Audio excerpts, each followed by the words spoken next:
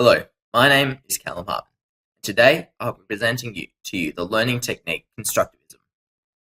To begin, I shall lay out the contents in which we are covering in today's video. Firstly, we will learn what Constructivism actually is. Then we'll go into the bit of the background information to talk about who actually created this theory.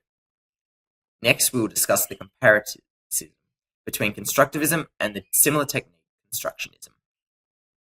After this, we will address both the benefits and the limitations that Constructivism displays. Finally, we'll focus on how Constructivism has affected my life personally. So what is Constructivism actually? It is a learning theory which is used to enhance the student's learning. A nice definition I found on the Online Business Dictionary was that Constructivism is a learning philosophy based on the concept that learning is the result of mental construction. So expanding on this, Constructivism is an abstract way of learning, meaning that the student is taught in a way which uses previous experiences and reflection in order to develop an understanding of the topic at hand. Of course, a base knowledge and constant support supplied by the teacher is necessary in order for the theory to be successful. An example for Constructivism is in an ICT class. The students are instructed by their teacher that they must code a figure in a video game to walk forward using the W key. So the teacher writes down the code on the board, explaining how it works.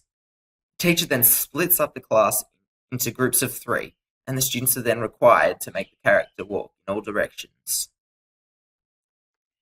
But at the same time, she walks around fixing any errors that might be happening. In this example, the teacher supplied the base knowledge on how to walk forward using the supplied code. Then the students were split up into groups, allowing for them to build off of one another and understand what the code does and how it can be differed to form a different purpose, such as moving the character left. Any formations of bad habits are stopped by the teacher, who is constantly providing support to the individual students at one time. Lastly, another definition of Constructivism that I find to be very informative is a spiral concept shown here in this picture. Here it shows that when I supplied a base knowledge with constant support and group effort, you expand your knowledge on the matter and it spirals up, providing the students to have a well-structured opinion and knowledge on the matter. So now you may be wondering, who formed the idea of this technique and why I have 2 people on the screen just now? Well, the first man there, Jean Piaget, was the man who specifically formed the idea of Constructivism. Jean Piaget was born in Switzerland in 1896, and throughout his life he wrote many books and hundreds of articles. He had a profound interest in psychoanalysis, which led him to the development of the theory Constructivism.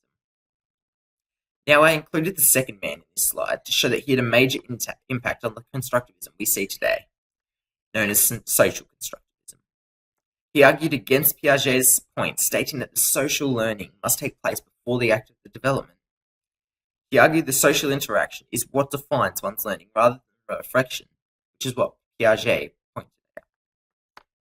Next, we're going to focus on the differences between Constructivism and Constructionism. Just as they have a similar name, they are also very similar in technique. But there are some key differences in which I'm going to point out today. Now on the screen you can see a table that I created, giving the simple but most significant differences between the 2 learning theories. Constructivism, as described before, is an abstract way of learning. This means that students use a lot of past experiences and reflection time to develop their structure and knowledge. Whilst Constructionism is more of a get in there and do it with your hands kind of learning. You get the base knowledge, just as you do for Constructivism, but you develop your learning by actually doing it physically. I've attached a detailed quote that I find describes the difference between the 2 quite well, and this is, although both Constructivism and social constructionism endorse a subjectivist view of the knowledge, the former emphasizes individuals' biological cognitive processes, whereas the latter places knowledge in the domain of social interchange. By Gutterman 2006, page 13. Next, we are going to cover the advantages and disadvantages of Constructivism. Constructivism, as stated before, is most beneficial to students who excel in learning through reflective activities, may it be through journal writing or even meditating on that matter. But the countering disadvantage to this is that it can limit others who thrive with other forms of learning. This allows for the teacher to target individual students and interact with them, learning their strengths and weaknesses and trying to distinguish any bad habits that they may find. Although this can be quite a long and expensive procedure, so the school may not want to support this learning technique, as they may not have the patience, time, or money to do so. But by putting the students into groups, it helps all of the students interact with each other, allowing for them to get help from not only the teacher, but the fellow comrades as well. But by placing them into the groups, the teacher has to still perform at a similar or higher level than other learning techniques, and must be there to stop any bad procedures, otherwise terrible habits could form, which could slow the students' learning overall. Now, I myself find that when constructivism is done right, it is by far the best learning technique to use as of now. I decided this back in Year 10 mathematics. The teacher would supply us with the base knowledge that we required for the first 30 minutes of the class, and then the last half would send us off into small groups to complete the mathematical exercises. Throughout this time, the teacher would wander the room, constantly helping us with our issues and stopping us incorrectly if we were incorrectly completing a task, preventing bad habits from forming. But I felt it was the social interaction that really made this a positive learning time for me. It allowed for me to feel more comfortable with the students in my class and gave me the courage to message them at any time asking for any help that I required. Most importantly, it gave me competition. I strove to be the best, trying to get the best marks in the class. All because of constructivism, I was able to learn at a much faster and more beneficial rate.